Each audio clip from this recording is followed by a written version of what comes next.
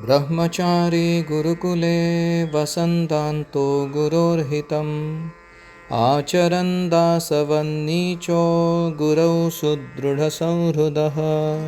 ओ भगवते वासुदेवाय ओम नमो भगवते वासुदेवाय ओम नमो भगवते वासुदेवाय।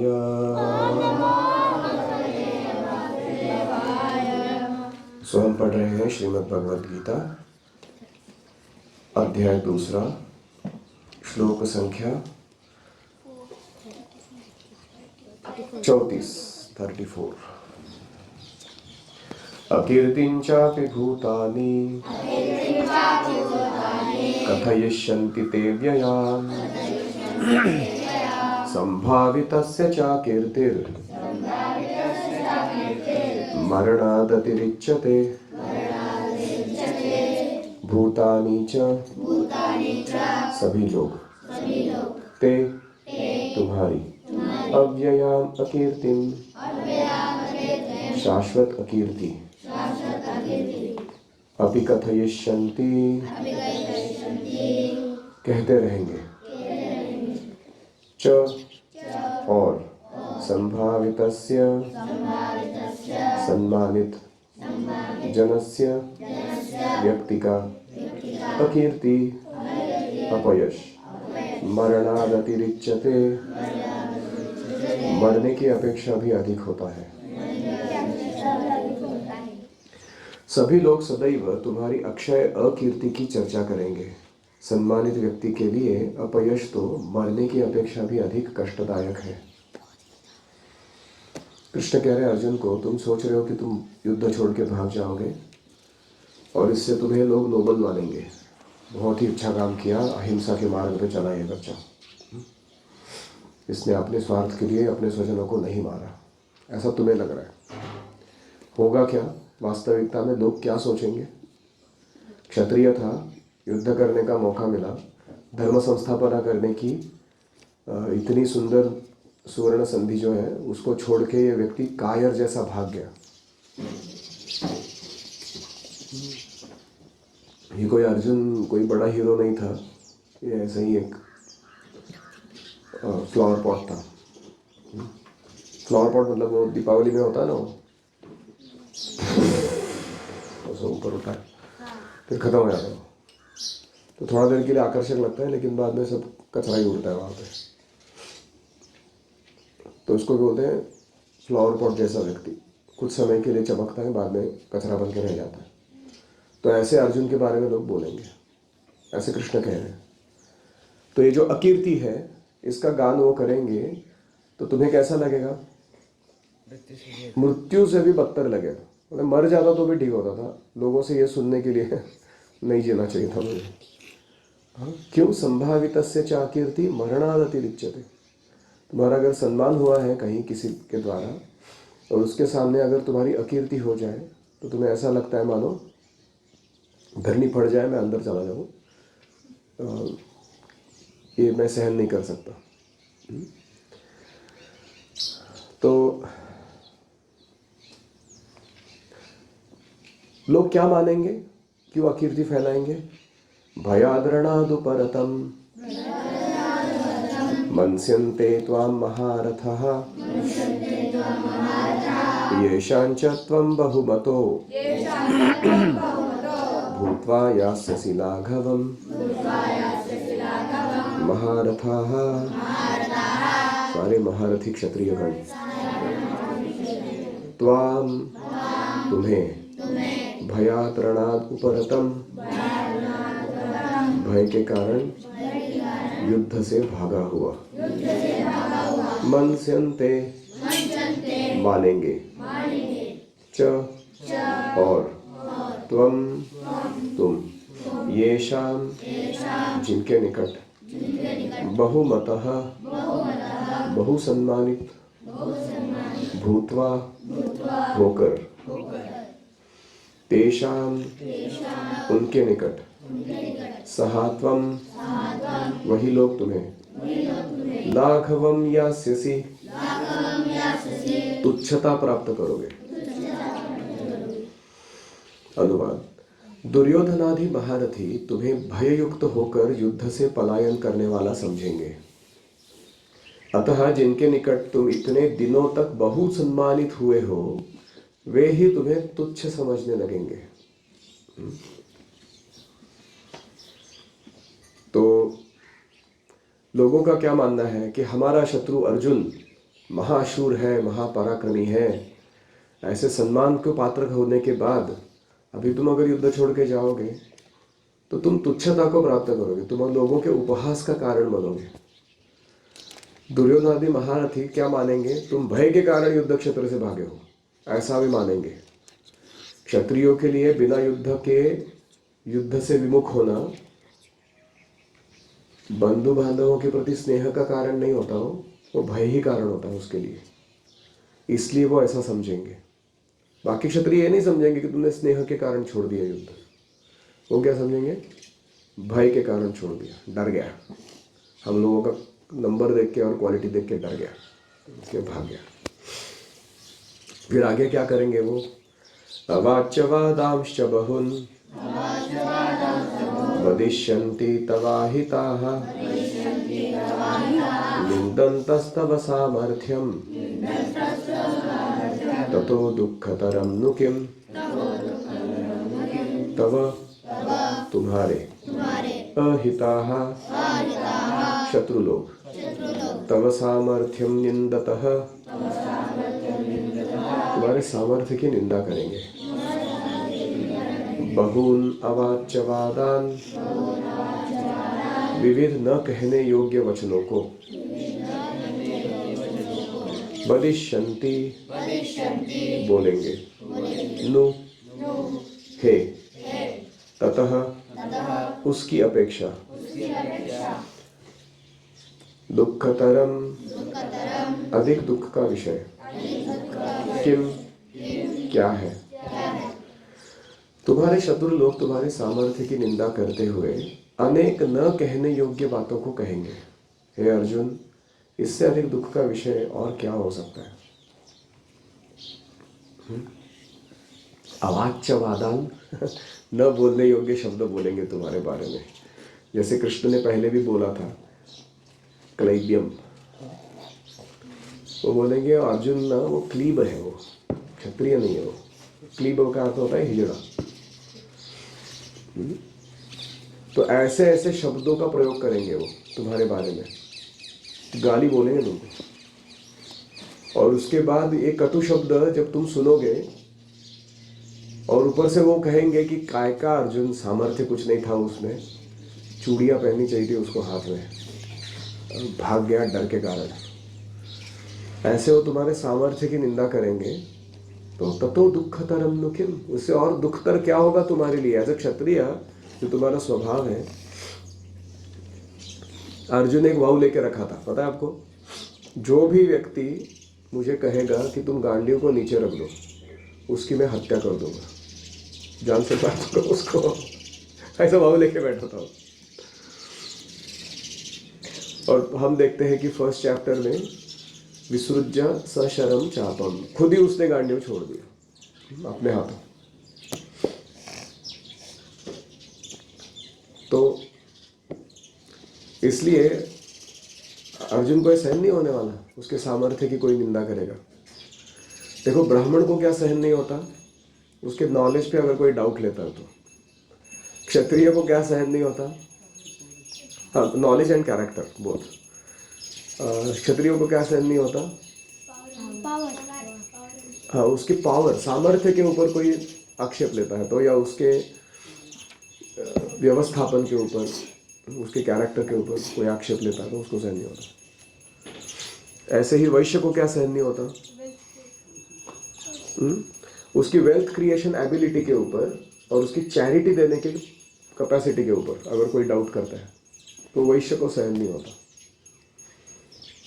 How can you doubt that. ऐसे शूद्र को क्या सहन नहीं होता, उसके लॉयल्टी के ऊपर, मालिक के प्रति जो वफादारी है उसके ऊपर अगर कोई डाउट उठाता है वो उसको सहन नहीं होता, जो बोनाफाइड शूद्र है उसको।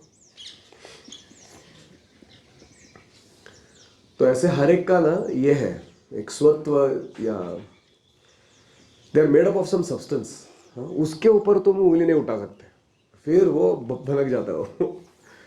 अभी आजकल के दुनिया में लोग ऐसे हैं, उनको ये किसी के ऊपर भी डाउट उठाओ तो कोई फर्क नहीं पड़ता है। इतने गए गुजरे लोग हैं वो। हाँ? बोलते हैं, मेरा संबंध ना सिर्फ पैसे से है, और मेरा संबंध है ना वो अपने इंद्रिय तृप्ति से है, बाकी सारे डिटेल्स है, कैरेक्टर और नॉलेज एंड वैलर, चैरिटी, हट, ये सब कुछ मानता नहीं, ये इसका कोई मायने नहीं रखता मेरे जीवन में ये सब चीज़ें। So that is how it is. Mahit Venudhari Omkar, go for फॉर्मवर्स।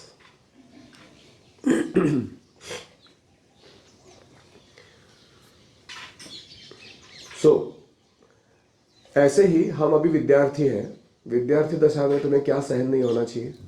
ब्रह्मचारी को क्या सहन नहीं होता?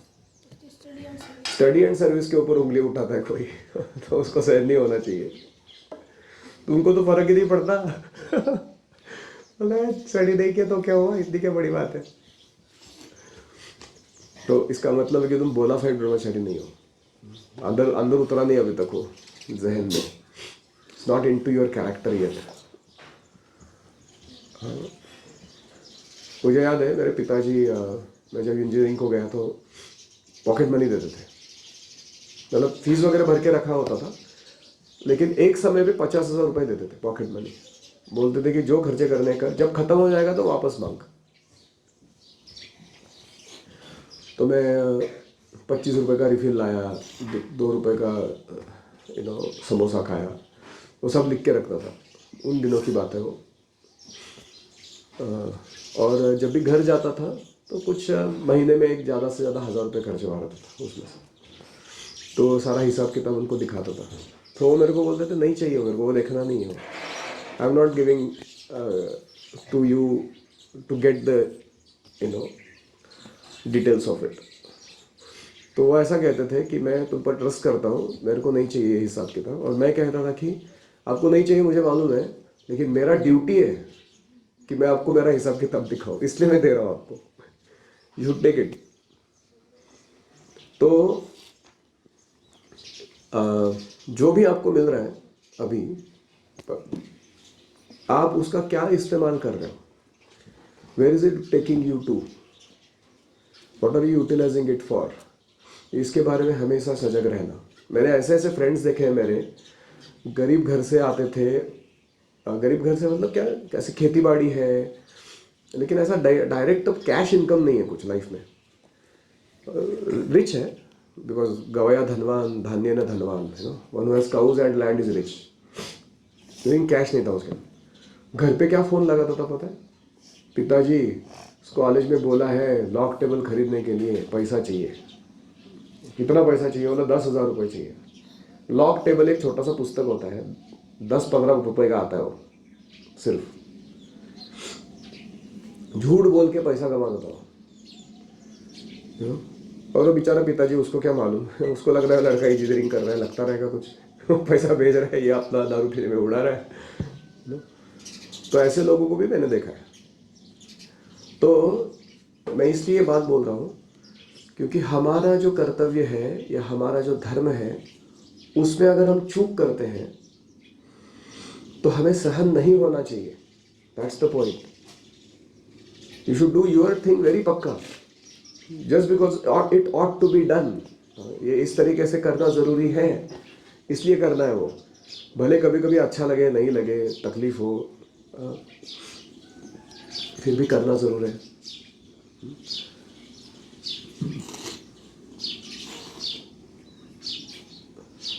तो ये सारा कहने पर कि तुम अगर युद्ध छोड़ दोगे तो क्या क्या होने वाला है। स्वधर्मम हित्वा पापम अवाप्स्यसि, अकीर्ति कथयिष्यन्ति, मरणाद अतिरिच्यते, मृत्यु से भी बदतर हो जाएगा तुम्हारे लिए। भयाद उपरतम मनस्यन्ते, वो मानेंगे कि भय के कारण छोड़ दिया, स्नेह के कारण नहीं। यास्यसि लाघवम, तुमको जो बड़ा मानते थे ना वो सब बहुत छोटा मानने लगेंगे। अवाच्यवादान, तुम्हारे बारे में ना बोलने लायक चीज़ों को बोलेंगे। निंदन्तः तव सामर्थ्यम, तुम्हारे सामर्थ्य की निंदा करेंगे। ततो दुःखतरम नु किम, कितना दुख होगा तुम्हें उस समय। ये सारे 8 कारण बोलने के बाद ये सब होगा, consequences of your choices to not fight. तो फिर आगे कृष्ण कहते हैं, हतो वा प्राप्स्यसि स्वर्गम जित्वा वा मोक्षसे महिम तस्मादुत्तिष्ठ कौन्तेय युद्धाय कृतनिश्चयः हतः वा, या तो मारे जाने पर, स्वर्गम प्राप्स्यसि, स्वर्ग प्राप्त करोगे, जित्वा वा, या जीतने पर, महिम भोक्ष्यसे, पृथ्वी का भोग करोगे। कौन्तेय, हे कुंती नंदन अर्जुन, तस्मात् युद्धाय, अतः युद्ध के लिए, कृत निश्चयः, कृत संकल्प होकर, उत्तिष्ठ, उठो। हे कुंती नंदन, युद्ध में मारे जाने पर तुम स्वर्ग प्राप्त करोगे या जीतने पर पृथ्वी का भोग करोगे। अतः कृत संकल्प होकर युद्ध के लिए खड़े हो जाओ।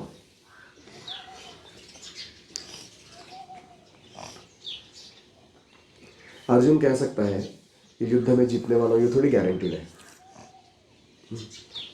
मारा गया तो, हार गया तो। कृष्ण कहते हैं ठीक है, हतो वा, मारा भी गया तो भी, प्राप्स्यसि स्वर्गम, ये थर्ड क्लास पृथ्वी का एंजॉयमेंट क्या है, इससे भी अच्छा एंजॉयमेंट मिलेगा तुम्हें। स्वर्ग में सेंसेस जो होते हैं उनकी पावर, सेंस ऑब्जेक्ट्स जो होते हैं उनका आनंद देने का, सुख देने का क्षमता बहुत कई गुना ज़्यादा है यहाँ से। तो इसलिए, और ड्यूरेशन ऑफ लाइफ भी बहुत लंबा है एंजॉय करने के लिए, तो वो अच्छा ऑप्शन है। मारे जाओ, हारे जाओ, जो भी है, एंजॉय, नो प्रॉब्लम। क्यों? क्योंकि ने स्वधर्म पालन किया। सुख दुखे समे कृत्वा लाभालाभौ जया जयौ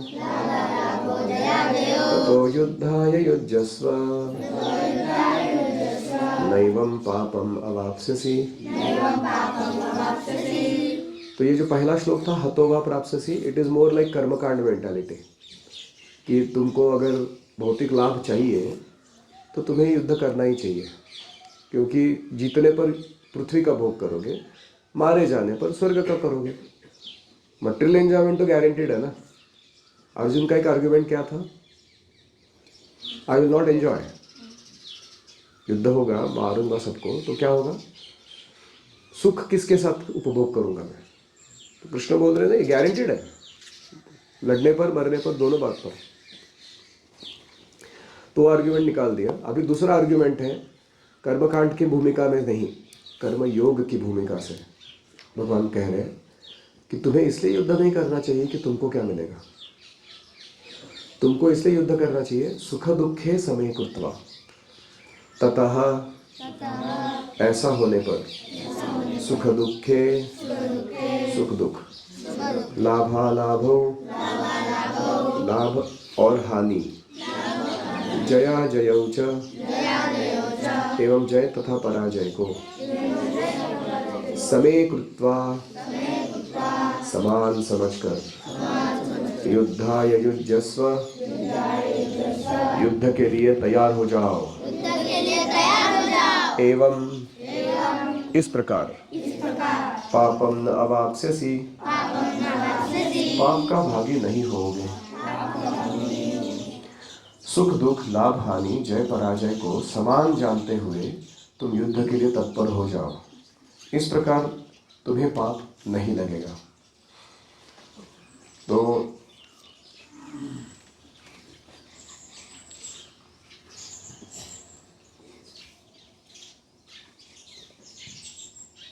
बाद में श्री कृष्ण समझाएंगे, ब्रह्मणि आधाय कर्माणि संगम त्यक्त्वा करोति यः लिप्यते न स पापेन पद्मपत्र विवाम्भसा। वो कहेंगे कि ब्राह्मणी आधाय, अपने चित्त को ब्रह्म पर स्थित करते हुए, पर ब्रह्म है श्री कृष्ण स्वयं, संगम त्यक्त्वा करोति, अटैचमेंट को छोड़ के अपने कर्तव्य को करते रहने से, लिप्यते न स पापेन, उस व्यक्ति को कोई पाप नहीं लगता अपने कार्य करते समय। क्यों? पद्मपत्र विवाम्भसा, जैसे कीचड़ में कमल खिलता है लेकिन वो कीचड़ का एक भी बूंद उसके ऊपर टिकता नहीं, ऐसे भौतिक जगत में वो कार्य कर रहा है लेकिन उस भौतिक जगत का कोई कर्म बंधन उसे लगता नहीं, ऐसे उसकी अवस्था रहेगी। सो ब्रह्मणि आधाय कृष्ण कॉन्शियसनेस इज दैट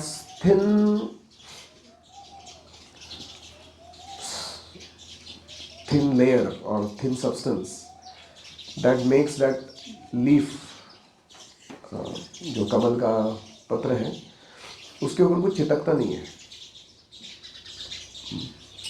कुछ टिकता नहीं है। ऐसे हमारी अवस्था होगी अगर हम कृष्ण भावना में कार्य करेंगे। तो ये आगे कहेंगे भगवान जाकर, लेकिन अभी वो इतना ही कह रहे हैं कि तुम्हें इसलिए युद्ध नहीं करना कि सुख दुख मिलना है, कि लाभ अलाभ मिलने वाला है, कि जय पराजय होने वाली है, ये सब छोड़ो तुम। समय कृत्वा, तो ये समय कृत्वा का जो वर्ड है ये टिपिकल योग साधना में बहुत महत्वपूर्ण माना जाता है। कर्म योग, ज्ञान योग, अष्टांग योग, इसमें जीवन के जो द्वंद्व आते हैं उनको समान रूप से पेश आना, सुख आने पर अति हर्षित ना होना, दुख आने पर अति व्यथित ना होना, इसको क्या कहते हैं?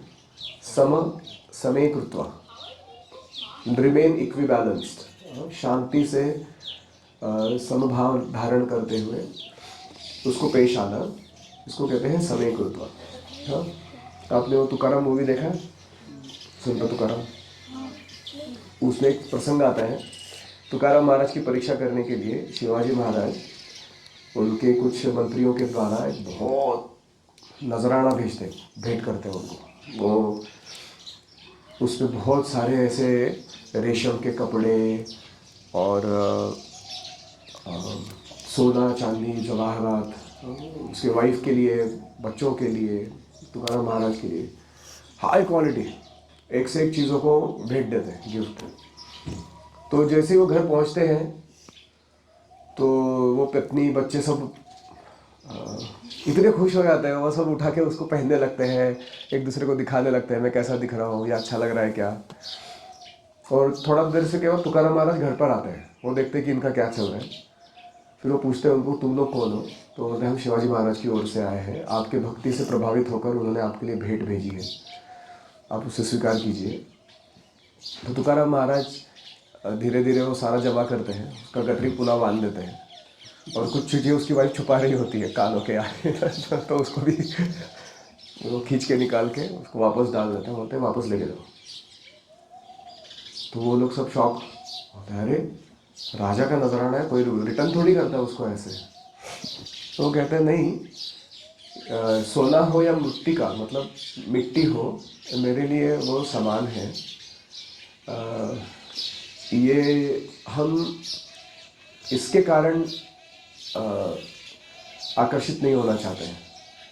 मैं देख रहा हूँ कि ऑलरेडी बैड इफेक्ट हुआ है मेरे घर वालों के ऊपर तो वापस लेके जाओ, वो हमें नहीं चाहिए। तो उनकी वाइफ एकदम भड़क जाती है, तुकाराम महाराज, अरे लक्ष्मी चालू नाली दारी, उसको लगता तुम्हें गॉडेस ऑफ फॉर्चून तुम्हारे घर में चल के आई है, तुम उसको नकार रहे हो, बहुत बड़ा पाप है ये, ऐसे बोलती हो।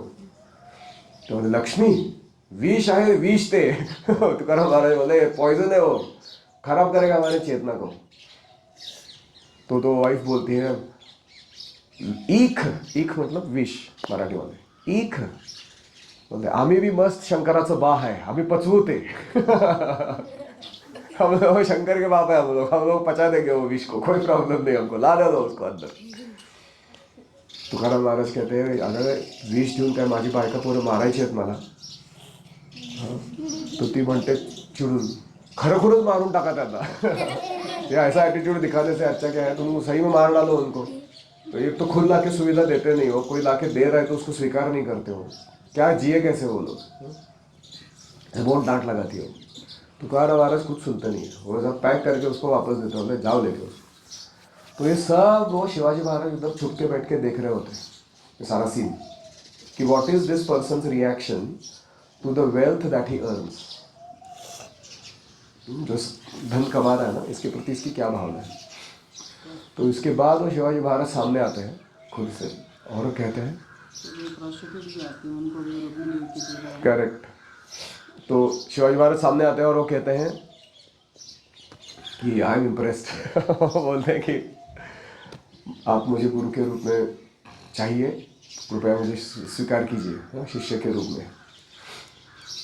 तो फिर वो ये भी कहते हैं शिवाजी महाराज कि मेरा इच्छा आपके व्यक्तित्व को देखकर और आपके रहन सहन को देखकर, आपकी भक्ति को देखकर मेरा भी मन कर रहा है ये सब राज्य करना, युद्ध करना, स्वराज्य की स्थापना करना, ये सब क्या है, ये भौतिक कार्य है।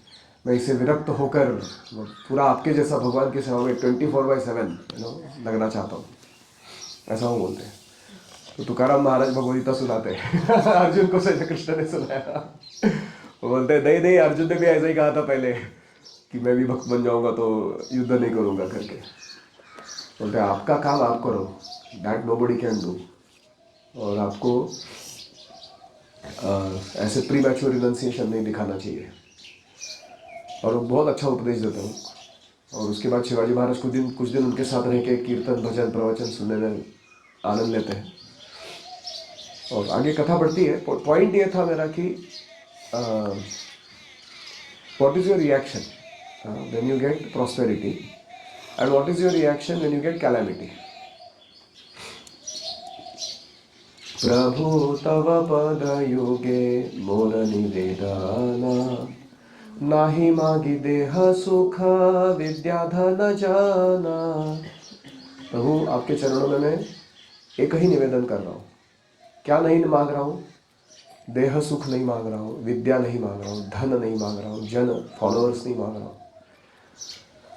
नाही मागी स्वर्ग आर मोक्ष नाही मागी, ना करी प्रार्थना कोनो विभूति लागी।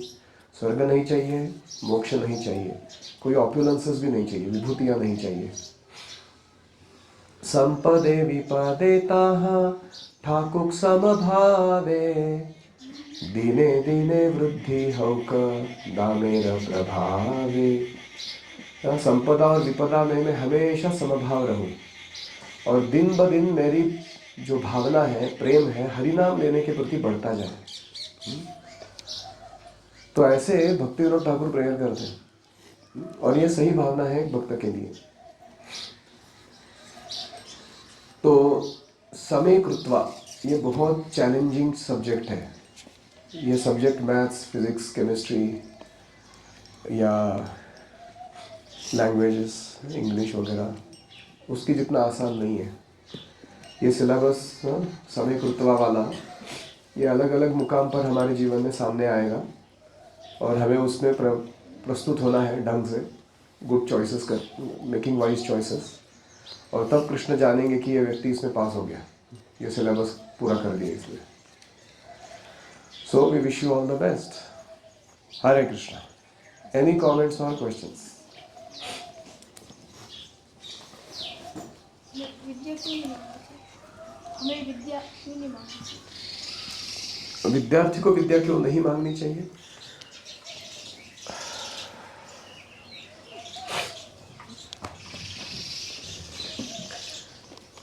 हमारे जीवन में हमें प्रार्थना हमारे स्तर के अनुसार करनी चाहिए। जो हमारे लेवल का प्रार्थना नहीं है उसके प्रति अप्रिसिएशन रहना चाहिए कि वो लेवल नहीं है मेरा, लेकिन आइडियल क्या है वो तो पता रहना चाहिए। तो आइडियल ये है जो मैंने अभी वर्णन किया हो, और अभी तुम्हारा लेवल जो है उस हिसाब से अगर तुम कृष्ण को जाके बोलते हो कि मुझे विद्या अर्जन करने के लिए क्षमता प्रदान करो, उसे धारण करने के लिए शुद्धता प्रदान करो, कोई गैर नहीं है। लेकिन विद्या किस लिए चाहिए तुम्हें? वो तुम्हारे अंदर सॉर्टेड रहना चाहिए पहले। लोगों को इंप्रेशन मारने के लिए, दूसरों के सामने जाके डिंगे शेखी बजाने के लिए, की सेवा करने के लिए। So that you be clear with. Omkar.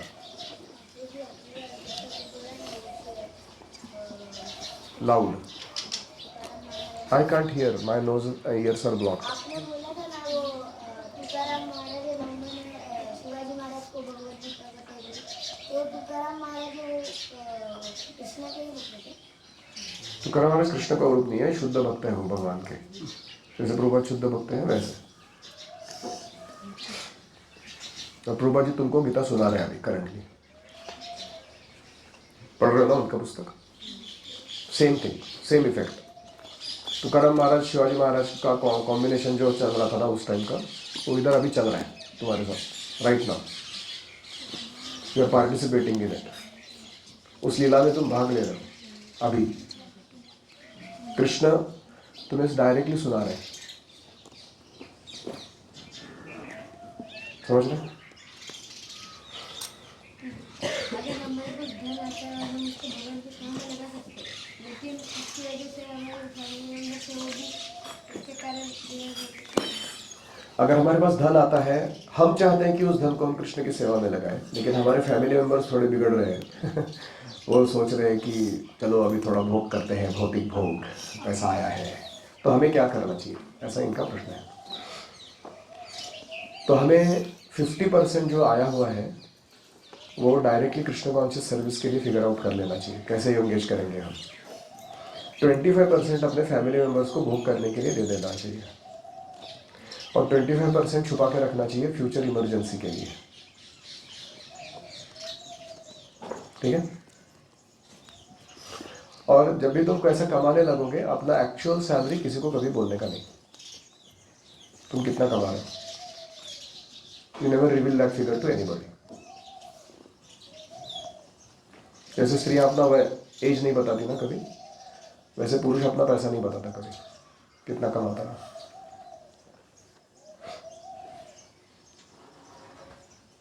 क्यों नहीं बताना चाहिए? तो अगर बताते हो शेखी बजारने के लिए, तो फिर वो लोग तुम्हारे पैसे को कैसे अपने सेंस ग्रेटिफिकेशन में लगाने का उसका प्लानिंग चालू कर देते हैं. और अगर तुम नहीं देते हो तो दुखी हो जाते हैं, संबंध खराब करते हैं, तकलीफ खड़े करते हैं. ये सब झमेला क्यों चाहिए? उनको बोलो तुमको जब जिस चीज के लिए चाहिए उसके लिए मांगो. कारण अगर संयुक्तिक लगेगा मैं दे दूंगा. मैं कितना कमाता हूं उससे तुम्हारा क्या लेना देना. तुमको मिल रहा है ना तुमको जो चाहिए वो. करेक्ट.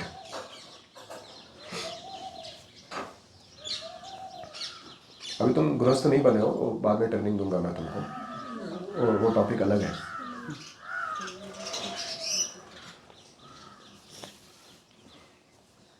जैसे आपने कहा कि ऐसा विद्यार्थी कोई हमारे विद्या के ऊपर डाउट करता है तो हमको सहन नहीं होना चाहिए, और हमको किसी को दिखाना होता है कि हमको इतना आता है. हाँ, सहन नहीं होने का मतलब क्या है? ऐसा नहीं कि तुम उसको घूसे मारोगे या युद्ध पुकार दोगे. उसका मतलब है कि तुम व्यथित होगे कि how did I miss represent my धर्म. कहाँ मेरा गलती हो गया, मिस रिप्रेजेंट हो गया मेरे से. उसको सीधा कर दोगे तुम.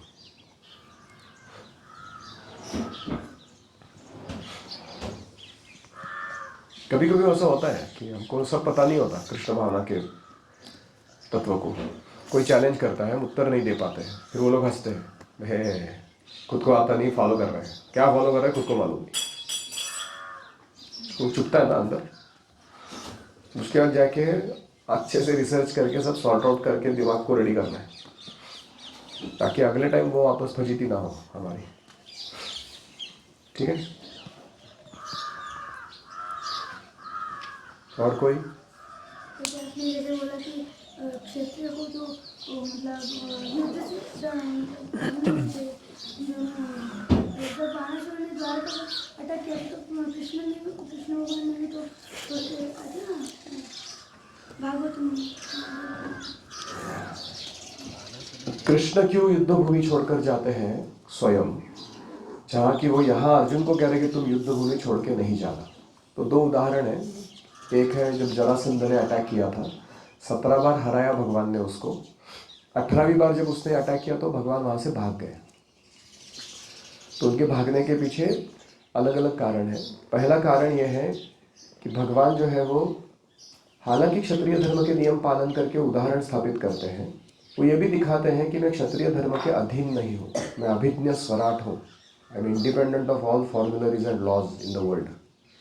तुम वो सब मेरे पे थोप नहीं सकते। जैसे जेल में अगर प्राइम मिनिस्टर चला जाए तो वहाँ के लोग सब क्या सोचते हैं, ये भी कोई पॉकेटमारी करके आ गया शायद, ऐसा लगता है, ऐसा वो सोचते हैं। लेकिन क्या पॉकेटमारी करके आया वो अंदर, इसको भी कुछ सेंटेंस लगा रहेगा कि 10 साल 5 साल, ऐसा कुछ नहीं है। वो अपने स्वेच्छा से आए, स्वेच्छा से जाएगा वो। तो ये दिखाने के लिए कि मैं स्वराट हूँ, मैं तुम्हारे इस जेल के नियमों से बंधा नहीं हूँ, ऐसे लीलाएं करते हैं भगवान। दूसरा कारण था कि उसी समय भगवान को एक लव लेटर आया हुआ था। किसका? रुक्मिणी का। रुक्मिणी ने एक लेटर भेजा था, उसने कहा था कि मेरा शादी लगा रहे हैं शिशुपाल के साथ, मेरे को नहीं करना है, प्लीज़ मेरे को आके बचाइए। तो जरासंध में शिशुपाल एकदम चड्डी बड्डी थे एकदम एक दूसरे के। तो भगवान ने सोचा कि इसको इंसल्ट करने का इससे और अच्छा मौका नहीं मिलने वाला, कि वो शिशुपाल के शादी के टाइम में, जिसको जरासंध बहुत फेवर करता था, उसका पोपट बना के उसके होने वाले वाइफ को मैं अपना वाइफ बना देता हूँ। तो कितना ज़्यादा इंसल्ट हो गया। वो क्षत्रिय के लिए सबसे ज़्यादा मरणारती इच्छा थी। तो उसका वो, तो भगवान ने सोचा कि बदला लेने का अच्छा मौका है दूसरे तरीके से।